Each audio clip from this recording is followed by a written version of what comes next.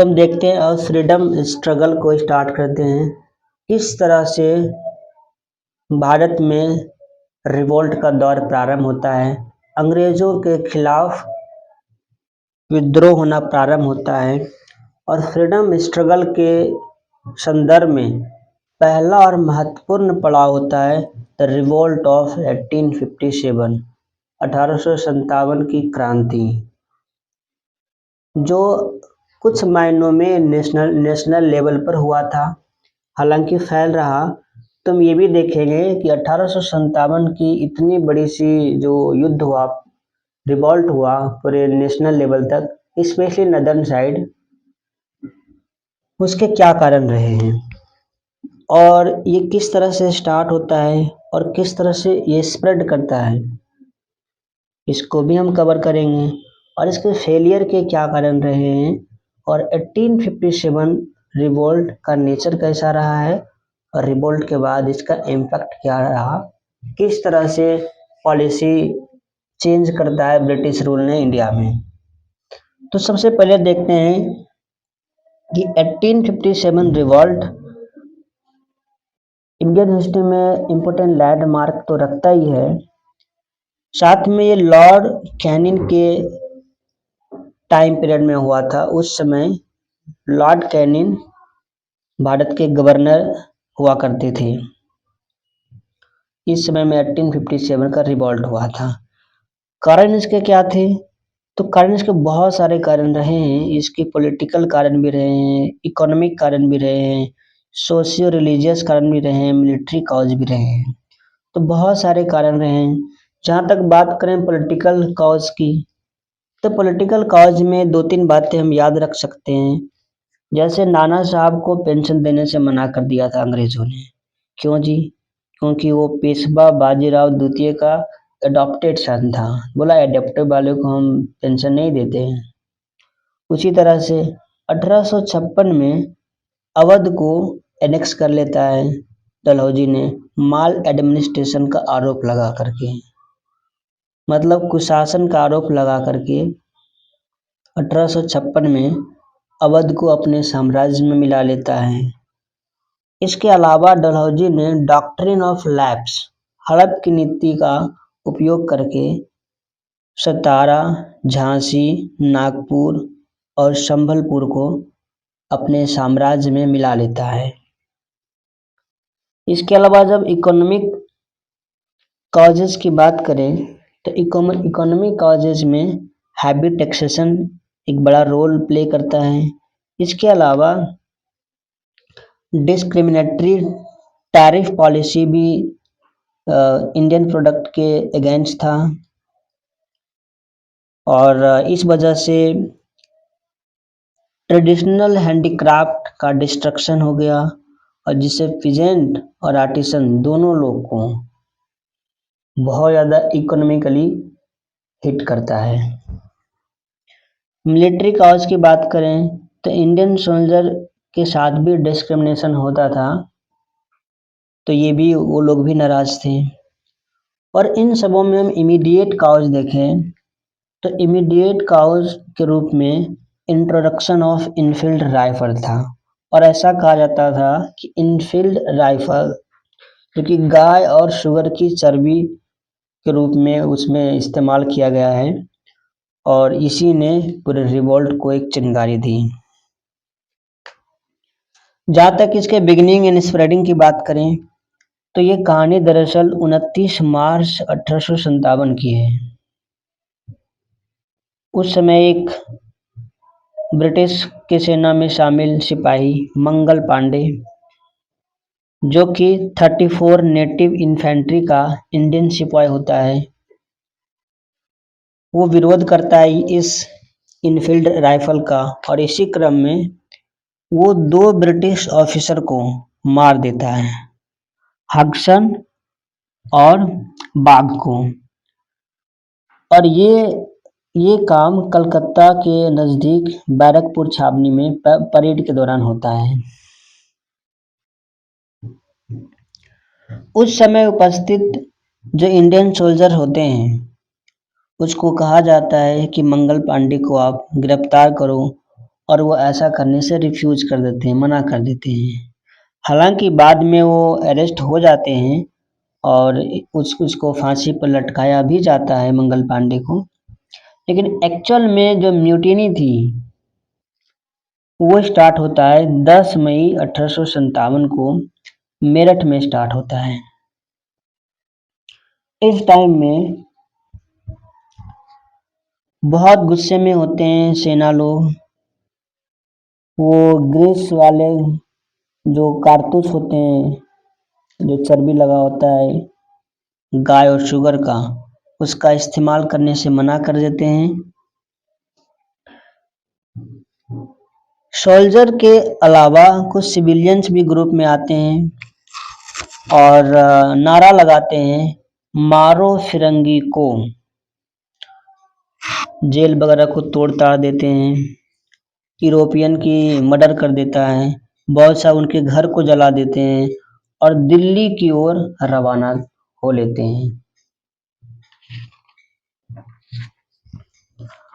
और इसी क्रम में अगले मॉर्निंग जब वो 11 मई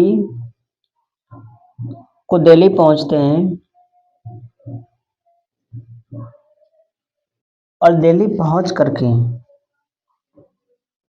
82 साल के बूढ़े बहादुर शाह जफर, जो कि उस समय मुगल एम्परर होता है, एम्परर ऑफ इंडिया भी होता है, जो कमजोर होते हैं, हालांकि ब्रिटिश की ज़्यादा चलती है, उसको दोबारा से जगाया जाता है, नेतृत्व के लिए कहा जाता है। और 82 साल के बूढ़े बहादुर शाह जफर ने अपने आप को शहंशाह हिंदुस्तान घोषित करता है और 1857 की लड़ाई को अपने अपने कब्जे में लेता है, मतलब उसका लीडरशिप स्वीकार करता है।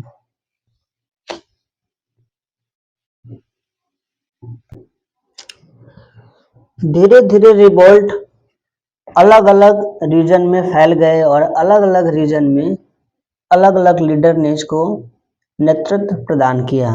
जैसे दिल्ली में 11 मई 1857 को ही रिवोल्ट प्रारंभ हुए और इसमें इंडियन लीडर जो इसको नेतृत्व दिया था वो थे बहादुर शाह सेकेंड, जिसे जफर के नाम से भी हम जानते हैं, और बख्त खान जो कमांडिंग जनरल था। और इसी के अगेंस्ट ब्रिटिश थे जॉन निकोलसन। फिर कानपुर में नेतृत्व किया था नाना साहब और उसके जो लॉयल कमांडर थे तात्या टोपे ने। लखनऊ में इंडियन लीडर जो रिवोल्ट को नेतृत्व प्रदान किया वो थे बेगम हजरत महल। झांसी रानी लक्ष्मीबाई के द्वारा, और उसके अगेंस्ट ब्रिटिश थे ह्यूज रोज।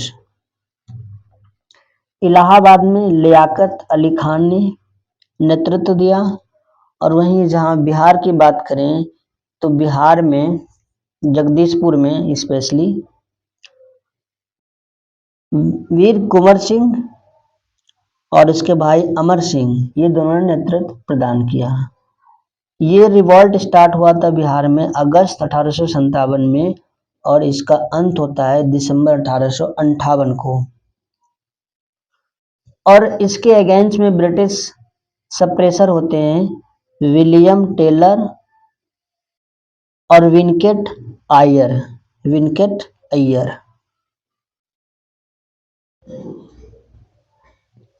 कुछ ही महीनों में दिल्ली को कैप्चर करने के बाद रिवॉल्ट इंडिया के अलग अलग पार्ट में फैल जाता है। स्पेशली कहें तो all over the north India, central India और वेस्टर्न इंडिया में ये फैल जाता है रिवॉल्ट। साउथ इंडिया अभी भी इससे अछूता है। पंजाब और बंगाल थोड़े से हिस्से इसके मार्जिनली अफेक्टेड हैं।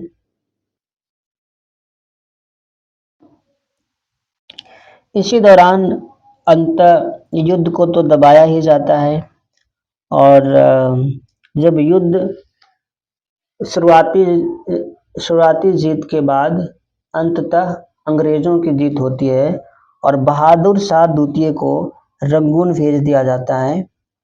1862 में वहाँ उसकी मृत्यु हो जाती है।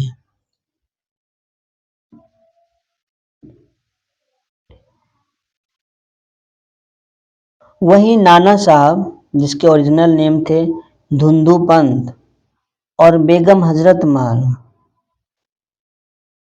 और एक और व्यक्ति थे खान बहादुर खान, ये तीनों नेपाल भाग गए। जहाँ तक तात्या टोपे की बात करें तो उसका ओरिजिनल नाम रामचंद्र पांडुरंग था। वो पकड़े गए और 15 अप्रैल 1859 को उसकी हत्या कर दी गई।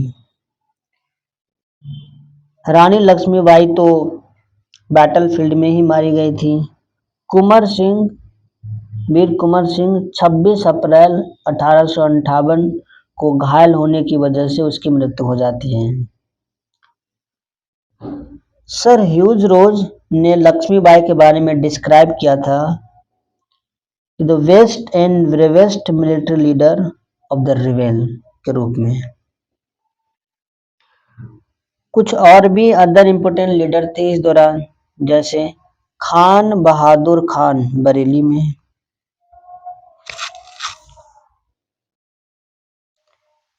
मतलब 1858 आते आते इंग्लिश की अथॉरिटी दोबारा से इस्टेब्लिश हो जाती है इंडिया में और अंततः ये फेल हो जाता है।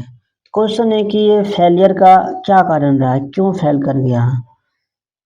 ऑल्दो हम जानते हैं कि ये अनसक्सेसफुल रहा, लेकिन जो एफर्ट किया गया फॉरेन रूल को एलिमिनेट करने का, बड़ा साहसिक था वो। और इसके फेलियर का मुख्य कारण ये था कि इंडियन के बीच में यूनिटी नहीं थी और ऑर्गेनाइजेशन जो थे बहुत कमज़ोर थे, नेशनलिज्म की भावना नहीं थी। वहीं सिंधिया, होलकर, निजाम और अदर लोग ब्रिटिश की मदद कर रहे थे। सिपाहियों, किसानों, जमींदारों और अन्य क्लास के बीच में कोऑर्डिनेशन की कमी थी और अलग अलग लोगों के अलग अलग मोटिव थे रिवोल्ट में पार्टिसिपेट करने के। लोकल अपने इंटरेस्ट थे, इस वजह से नेशनल नेशनल इंटरेस्ट की कमी बहुत बड़ा कारण रहा है फेलियर का।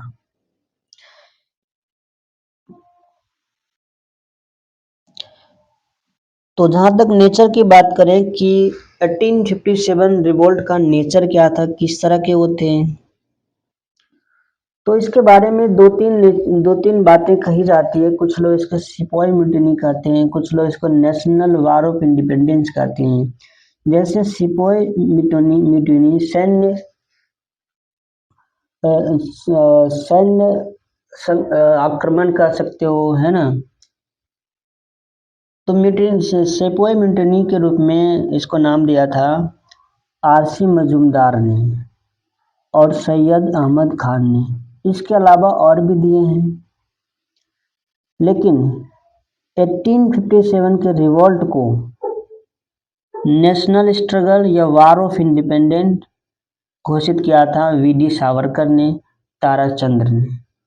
इस सब का कहना था कि नहीं, ये नेशनल मूवमेंट था इंडिपेंडेंस का। इसके अलावा उस टाइम पीरियड में 1857 से संबंधित उस पर कुछ महत्वपूर्ण किताबें भी लिखे गए। जैसे कार्ल मार्क्स ने 1859 में एक पुस्तक लिखी, the first Indian war of independence 1857-59। वही सैयद अहमद खान ने 1873 में 1873 में पुस्तक लिखी कॉज ऑफ इंडियन रिवॉल्ट, और वीडी सावरकर ने 1909 में पुस्तक लिखी the Indian war of independence. इन सबों के अलावा अलग अलग लोगों के अलग अलग ओपिनियन तो थे ही, और इसके बारे में काफ़ी कुछ लोगों ने बोला है। जैसे जॉन सिली ने बोला था इस 1857 रिवॉल्ट के बारे में, अपना ओपिनियन दिया था कि it was wholly unpatriotic and selfish sepoy mutiny with no native leadership and no popular support. वहीं आरसी मजूमदार कहते हैं the so called first national war of independence is neither first nor national nor a war of independence. वहीं V D Savarkar कहते हैं the revolt of 1857 was the first war of independence. वहीं S N Sen का कहना है कि what began as A fight for religion ended as a war for independence. तो अलग अलग लोगों के अपने अपने व्यू रहे हैं। अब देखते हैं कि 1857 के रिवोल्ट का प्रभाव क्या पड़ा, क्या इम्पैक्ट पड़ा, क्या कुछ बदला या नहीं बदला। काफी कुछ बदलता है। अगस्त 1858 में ब्रिटिश पार्लियामेंट एक एक्ट पास करता है और उस एक्ट के जरिए कंपनी का रूल इंडिया में खत्म कर दिया जाता है और ब्रिटिश गवर्नमेंट इंडिया में डायरेक्टली कंट्रोल कर लेते हैं। मतलब अब ब्रिटिश गवर्नमेंट इंडिया में आता है और पूरी पावर्स ईस्ट इंडिया कंपनी से ट्रांसफर होकर के ब्रिटिश क्राउन के पास चली जाती हैं। मतलब अब से कोई ईस्ट इंडिया कंपनी नहीं है, डायरेक्ट रूल करेगा ब्रिटिश क्राउन। और इस दौरान मिनिस्टर ऑफ ब्रिटिश गवर्नमेंट को बोला जाने लगा secretary of state for India, जो कि रिस्पॉन्सिबल था इंडिया में गवर्नेंस के लिए। इसके अलावा गवर्नर जनरल ऑफ इंडिया का पोस्ट भी उसका नाम बदला गया, उसको टाइटल दिया गया वायसराय का, जो कि मोनार्क का रिप्रेजेंटेटिव के रूप में इंडिया में काम कर रहे थे। डॉक्ट्रिन ऑफ लैप्स को विथड्रॉ कर लिया गया। रिवोल्ट के बाद ब्रिटिश ने डिवाइड एंड रूल की पॉलिसी को अपनाता है और साथ में आर्मी में वाइट सोल्जर को इंक्रीज कर देता है। मतलब ब्रिटिश लोग सेना में आने लग जाते हैं, उसकी संख्या बढ़ जाती है।